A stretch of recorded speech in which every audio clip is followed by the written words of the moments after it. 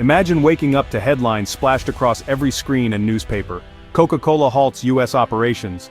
The news spreads like wildfire, leaving millions in disbelief.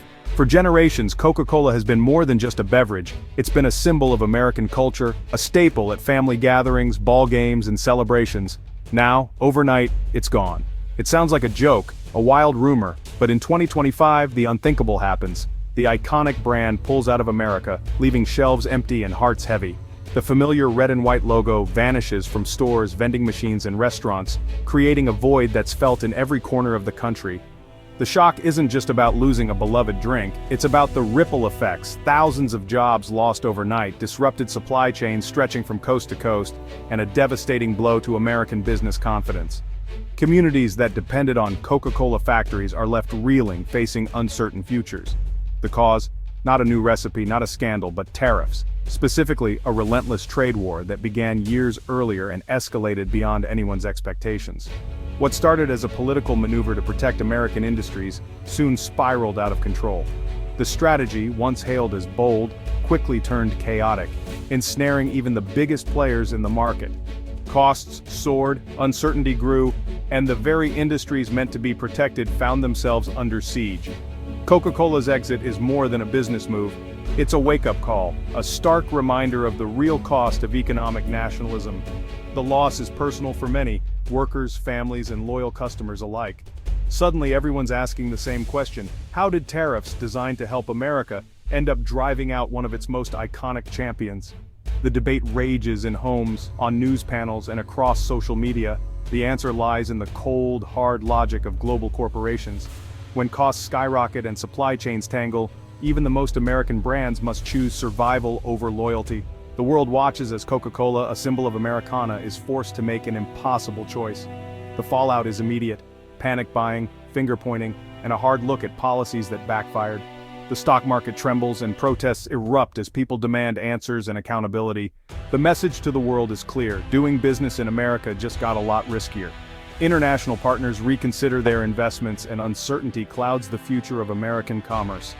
And as the dust settles, the nation faces a sobering reckoning with the unintended consequences of its own economic decisions.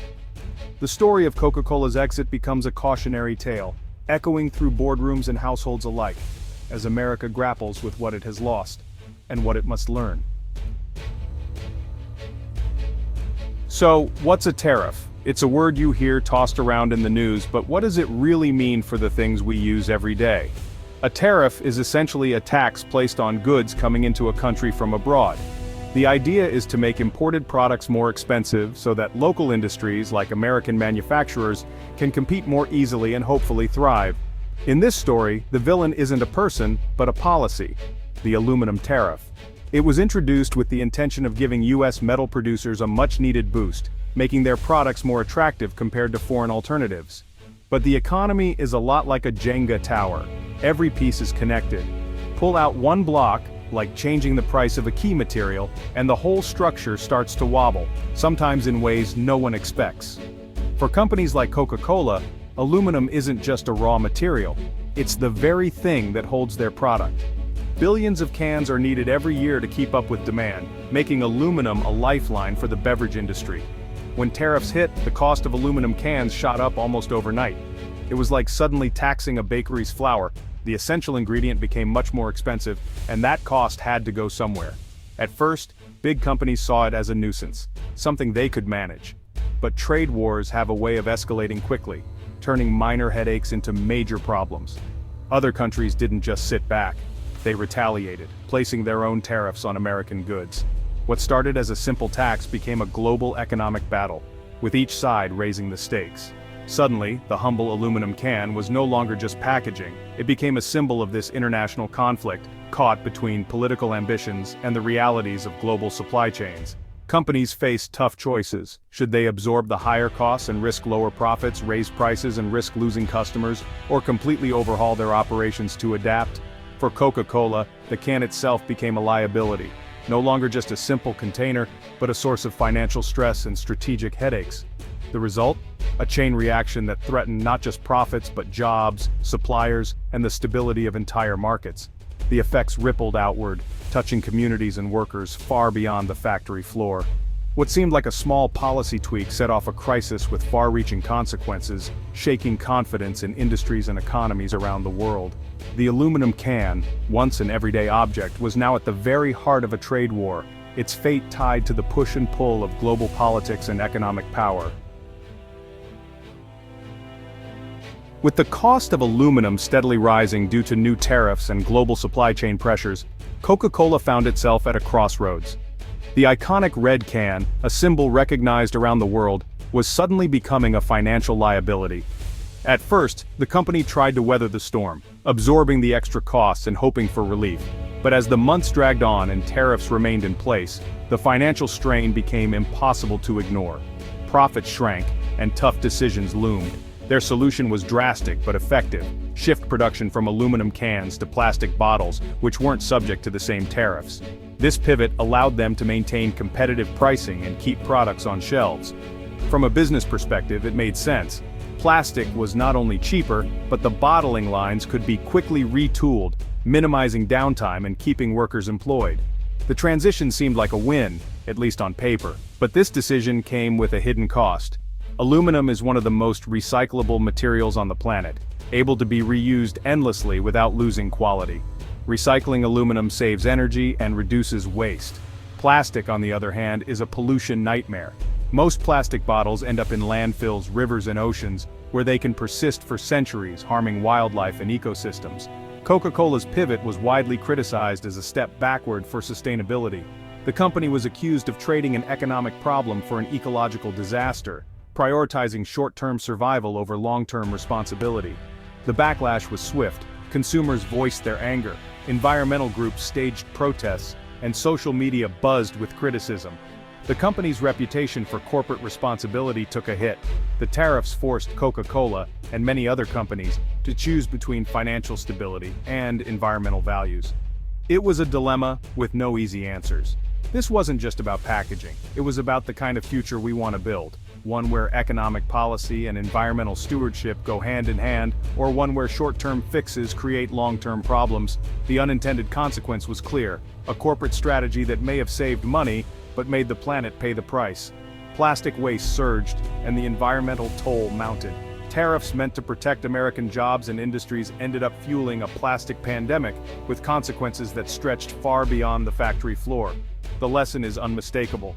Economic policy doesn't exist in a vacuum. Its ripple effects can shape industries, alter consumer habits, and leave a lasting mark on the planet for generations to come. Coca-Cola wasn't alone. Tariffs rattled the entire food and beverage industry. Campbell's Soup, with its steel cans, faced similar cost spikes. Their response? A mix of small price hikes, more promotions, and tough negotiations with suppliers. Big brands like Mondelez passed on some costs to consumers but cushioned the blow with discounts. They also squeezed their supply chains, demanding better deals and cutting waste. The giants could adapt, using their scale and resources to weather the storm. For them, tariffs were a challenge, not a crisis. But this period exposed a divide. Big companies could survive, while smaller players struggled. The real pain was felt further down the food chain, where options were limited. The industry's response was a masterclass in corporate survival, but not everyone could play the same game. For shoppers, big brand prices barely budged. Giants like Coke absorbed the costs. But small businesses like craft breweries and indie soda makers couldn't compete. Their margins were thin, and a 25% jump in can costs was devastating. Forced to raise prices or close, many small brands disappeared from shelves. The result? Less choice for consumers, and a market dominated by mega brands. Tariffs meant to protect American industry ended up squeezing out the little guys. The shelves grew more homogeneous, innovation slowed, and local options faded.